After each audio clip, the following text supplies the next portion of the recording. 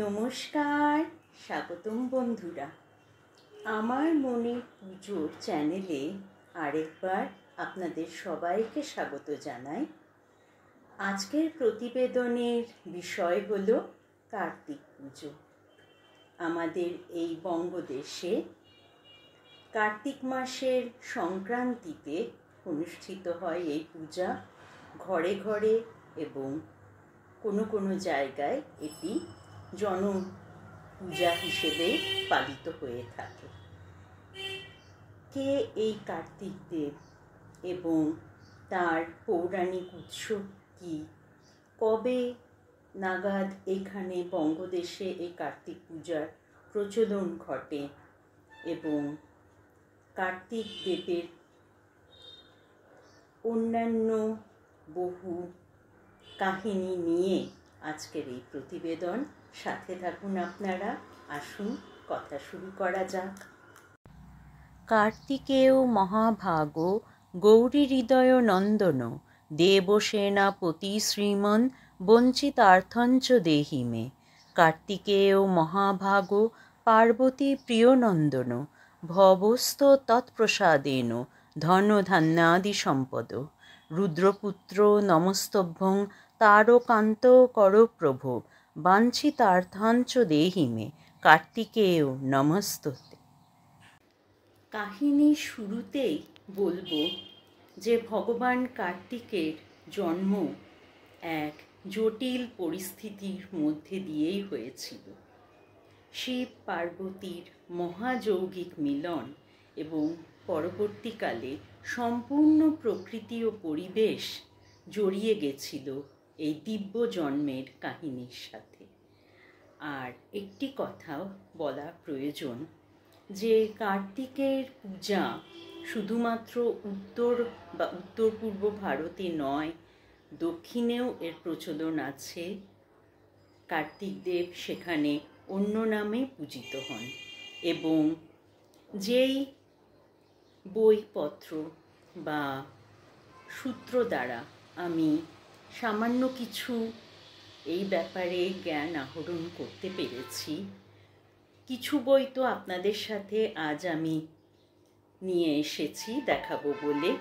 একটি হচ্ছে এই বইটি, কার্তিক থেকে মুরুগান, সমুদ্র বসু দ্বারা রচিত, এবং দ্বিতীয়টি হচ্ছে স্কন্দ পুরাণ ভিত্তিক কিছু কাহিনী।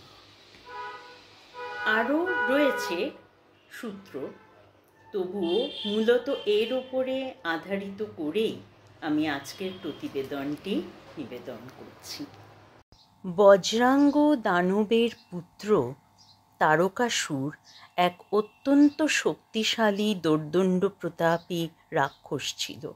ব্রহ্মার বরদান যে শিবপুত্র ছাড়া তারকাসুরকে কেউ বধ করতে পারবে না তাকে আরও বলীয়ান করে তোলে। কিন্তু কিভাবে হবে শিবপুত্রের জন্ম? কারণ মা মহামায়া সতী রূপে দেহত্যাগ করেছিলেন যখন তার সন্তান হয়নি। সুদর্শন চক্র দ্বারা নারায়ণ সেই দেহ খণ্ডিত করার পর ভগবান শিব গৃহী জীবনে ও গার্হস্থ আশ্রমে বিমুখ হয়ে পড়েন। তিনি ফিরে যান কৈলাসে এবং নিমগ্ন হন তার ধ্যানে, তার যোগ সাধনায়। কিন্তু দিনের পর দিন তারকাসুর অত্যন্ত দুরাচারী ও অত্যাচারী হয়ে ওঠে। দেবলোক, মৃত্যুলোক ও পাতাল লোক তিনি তার অধীনে করে ফেলেন। মা মহামায়া এই সময় পার্বতী রূপে পুনর্জন্ম নেন হিমবানের ঘরে, এবং তিনি শিবের প্রতি অনুরক্তা থাকেন এবং চান শিবকে পতিরূপে লাভ করতে। এই জন্য কঠোর তপস্যা শুরু করেন তিনি। ক্রমে দেবলোক জানতে পারে এই কথা, এবং দেবতারা তারকাসুরের হাত থেকে রেহাই পাওয়ার জন্য চায় শিব ও পার্বতীর বিবাহের। তারা মদনদেবকে পাঠায় শিব যাতে পার্বতীর প্রতি আসক্ত হন, কিন্তু যোগীশ্বর শিব তাদের এই চালে অত্যন্ত ক্রুদ্ধ হন এবং মদনদেবকে ত্রিনেত্র খুলে ভস্মীভূত করেন। বিলাপরতা মদনদেবের পত্নী রতি দেবী অত্যন্ত ক্রোধিত হন এবং পার্বতীকে অভিশাপ দেন যে শিবের সঙ্গে বিয়ে হলেও তিনি নিঃসন্তানই থাকবেন। যথাসময়ে শিব ও পার্বতীর বিবাহ হয় এবং মহাদেব পার্বতীকে নিয়ে যাত্রা করেন কৈলাসের উদ্দেশ্যে। সেখানে শুরু হয় তাদের দাম্পত্য। সুখেই কাটছিল মহাদেব ও পার্বতীর দাম্পত্য জীবন, কিন্তু মাঝে মাঝে পার্বতী উদাস হয়ে যেতেন। সন্তানহীনতা এবং রতিদেবীর অভিশাপ তাকে ভাবিয়ে তুলত। মহাদেব তাকে আশ্বস্ত করেন যে তিনি গর্ভজাত সন্তানের জন্ম নাই বা দিতে পারেন, কিন্তু অযৌনিজ সন্তানের জন্ম অবশ্যই দিতে পারেন। শিব ও পার্বতী এরপর মিলিত হন এক গুহায় এবং যোগ শক্তির বলে তারা তাদের দেহ থেকে নির্গত করেন এক জ্যোতিপুঞ্জের। দেবতারা অধীর আগ্রহে গুহার বাইরে অপেক্ষা করে কখন শিবপুত্রের জন্ম হবে। ধৈর্যহারা দেবতারা আবার পাঠায় অগ্নিদেবকে কি হচ্ছে তা জানতে। অগ্নিদেব এক পাখির রূপ ধরে গুহায় প্রবেশ করেন এবং যেই জ্যোতিপুঞ্জ নির্গত হলো তা নিয়ে বেরিয়ে আসেন বাইরে, কিন্তু বেশিক্ষণ তিনি ধরে রাখতে পারেন না তার তেজ এবং সেই জ্যোতিপুঞ্জ তিনি হস্তান্তর করেন দেবী গঙ্গাকে। দেবী গঙ্গাও একই পথের পথিক হলেন এবং জ্যোতিপুঞ্জ তিনি দিয়ে এলেন গঙ্গার তীরস্থ সরবনে বনদেবীকে। বনদেবীর অধীনে থাকা সেই জ্যোতিপুঞ্জ ধীরে ধীরে বন সংলগ্ন সরোবরে 6টি পদ্মফুলের মধ্যে একত্রিত হল এবং শিবকৃপায় সেখানে 6টি বালক জন্মগ্রহণ করলেন। এই সময় সপ্তঋষির মধ্যে 6 ঋষির পত্নী সেখানে উপস্থিত হলেন এবং সেই বালকদের তারা স্নেহযত্নে লালন করতেন। তাদের নাম ছিল 6 কৃত্তিকা। এই সময় শিব আর পার্বতী আসেন সেখানে এবং পার্বতী সেই শিশুদের কোলে নেওয়া মাত্রই তারা একত্রিত হয়ে এক সুন্দর শিশুর দেব শিশুর জন্ম দেন।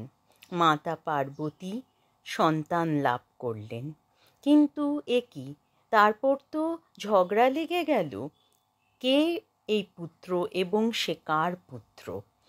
তখন কার্তিকের নামকরণ হল শিবপুত্র হিসেবে স্কন্দ, পার্বতীর পুত্র হিসেবে গুহক, অগ্নির পুত্ররূপে মহাসেন, সরবনের পুত্ররূপে সরস্তম্ভ এবং কৃত্তিকার পুত্ররূপে কার্তিকেয়। বালক কার্তিকেয়কে নিয়ে ফিরে আসেন কৈলাসে শিব এবং তাকে যুদ্ধ শিক্ষায় তালিম দেন। ধীরে ধীরে কার্তিকেয় এগিয়ে যান তারকাসুরের বিরুদ্ধে যুদ্ধ ঘোষণা করে এবং বধ করেন তিনি তার দৈব বল্লম দিয়ে তারকাসুরকে। এরপরে শুরু হয় গুরুকুলে তার শিক্ষা। পিতামহ ব্রহ্মা নিজেই তুলে নেন তার প্রশিক্ষণের দায়িত্ব, কিন্তু একদিন কার্তিকেয় যখন ব্রহ্মাকে জিজ্ঞেস করেন ওমকার শব্দের অর্থ কী, ব্রহ্মা তা বর্ণনা করতে পারেন না তার কাছে। তিনি নিয়ে যান তাকে তার পিতৃদেব শিবের কাছে এবং প্রশ্ন করেন যে কিভাবে কার্তিকেয়কে এ বোঝানো যায়। তখন স্বয়ং কার্তিকেয় শিবকে ওঙ্কার শব্দের অর্থ বোঝান এবং শিব তাকে নিজের গুরু মেনে নেন। কেটেই যাচ্ছিল সুখে স্বাচ্ছন্দ্যে শিব পরিবারের দিন, কিন্তু একদিন ভ্রাতা গণেশের সাথে কে প্রথম পূজনীয় এই তর্কে কার্তিকেয় এক প্রতিযোগিতায় নামেন, যেখানে গণেশ তার বুদ্ধি দ্বারা প্রতিযোগিতাকে জিতে ফেলেন বাবা এবং মাকে প্রদক্ষিণ করে। কিন্তু অভিমানী কার্তিকেয় এই জিতকে মানতে পারেন না।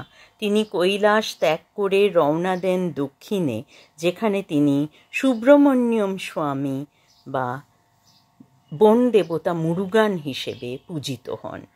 ক্রমে ক্রমে এই পূজা ছড়িয়ে পড়ে। তবে আমরা জানলাম কার্তিক দেবের জন্মবৃত্তান্ত সম্পর্কে। পরবর্তীতে জানব তার শিক্ষা, দেব সেনাপতি রূপে তার যে পরিবর্তন এসেছিল জীবনে, এবং তার পরিবার ও সন্ততি সম্বন্ধে। আসুন তবে এগোনো যাক। কার্তিকের বিবাহের কাহিনীও অত্যন্ত এক মনোরম ব্যাপার। কথিত আছে যে ইন্দ্রের মানসকন্যা দেবসেনাকে কেশী নামক এক দানব অপহরণ করে। দেবসেনা ইন্দ্রকে তার রক্ষার্থে অনুরোধ করেন এবং ইন্দ্র তাকে রক্ষা করেন কেশীর হাত থেকে। পরবর্তীকালে তারকাসুর নিধনের পরে ইন্দ্র কন্যা দান করেন কার্তিকেয়কে, স্বয়ং দেবসেনাকে। এই ছিল তার প্রথম পত্নী ও বিবাহের কাহিনী। পরবর্তীতে তিনি দক্ষিণে যখন আরেকবার যান, সেই সময় এক উপজাতি কন্যা বল্লীকে তিনি বিবাহ করেন। তো কার্তিকের দুই স্ত্রী দেবসেনা ও বল্লী পুরাণ অনুসারে ছিলেন ভগবান বিষ্ণুর অংশোদ্ভূতা। এরা দুই বোন অমৃতবল্লী ও সুন্দরবল্লীকে ব্রহ্মা বরদান দিয়েছিলেন যাতে তারা শিবপুত্রকে বিবাহ করতে পারে। যুদ্ধ চলাকালীন দৈত্যদের সাথে কার্তিকের অঙ্গ থেকে জন্ম নেয় দুই বালক, শাক, বিশাখ এবং পরবর্তীতে উপশ্লোক। বরাহ পুরাণ ও কথা সরিৎ সাগরে এই বালকদের উল্লেখ পাওয়া যায়, যাদের কার্তিকের অংশ বা সন্তান হিসেবে মানা হয়ে থাকে। পরবর্তীতে যেমন বলেছিলাম আগে, আমরা আলোচনা করতে চলেছি এই বঙ্গদেশে কিভাবে পূজিত হলেন কার্তিক দেব। বলা ভালো যে এখানে কার্তিক কিন্তু কুমার বালক স্বরূপ রূপেই তার পূজা পেয়ে থাকেন, এবং বিভিন্ন বাড়িতে তার মতো বীর ও সংযমী পুত্রের কামনা করেই এই পূজা বালক রূপে তার করা হয়ে থাকে। বঙ্গদেশে কার্তিক পূজার আমরা প্রথম উল্লেখ পাই প্রাচীন বর্ধমান জেলার গৌড়বাজার গ্রামে পাল বংশোদ্ভূত জমিদার বাড়িতে। কথিত আছে জমিদার লক্ষ্মীনারায়ণ পাল ও তার দুই ভাই জয়নারায়ণ পাল ও শ্যামপাল ছিলেন নিঃসন্তান। 1853 সালে জয়নারায়ণ পাল আদেশ পান কার্তিক পূজার, এবং তখন তারা তিন ভাই মিলে কার্তিক মন্দির তৈরি করে ঘটা করে করেন কার্তিক পুজো। 1857 সালে তাদের ঘরে সন্তানের জন্ম হয়। এইভাবেই ধীরে ধীরে বাংলার ঘরে ঘরে কার্তিক পূজার প্রচলন শুরু হয়, এবং নিঃসন্তান দম্পতি বিশেষ করে পূজা করে থাকেন কার্তিক ঠাকুরের। অনেক সময় আত্মীয় স্বজন বা বন্ধু বান্ধব দ্বারা সদ্য বিবাহিত বা দীর্ঘ নিঃসন্তান কোনো দম্পতির ঘরে রেখে আসা হয় কার্তিক ঠাকুরকে একটি চিঠি দিয়ে। একে বলা হয় কার্তিক ফেলা।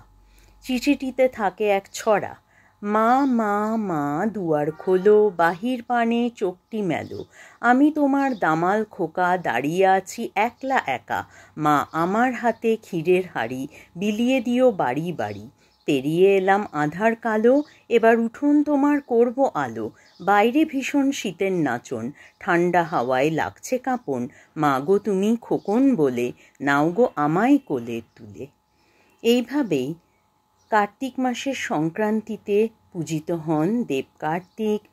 নানান নৈবেদ্য ও মঙ্গলিক জিনিসের সাথে তাকে দেওয়া হয় নতুন জামা, পৈতে, ময়ূরের পালক, বাঁশি ও তীর ধনুক।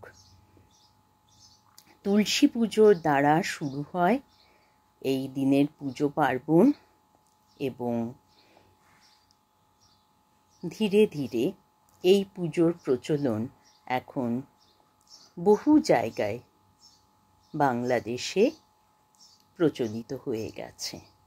পশ্চিমবঙ্গে বিশেষ করে এখন দেখা যায় বারোয়ারি পুজোর প্রচলন, কার্তিক পুজোর প্রচলন, যেমন বাঁশবেড়িয়া, কাটোয়া প্রভৃতি জেলায় মণ্ডপ, মেলা, বিভিন্ন শৈলীর প্রতিমা তৈরির দ্বারা এটি একটি বারোয়ারি পূজা অনুষ্ঠানে পরিণত হয়েছে।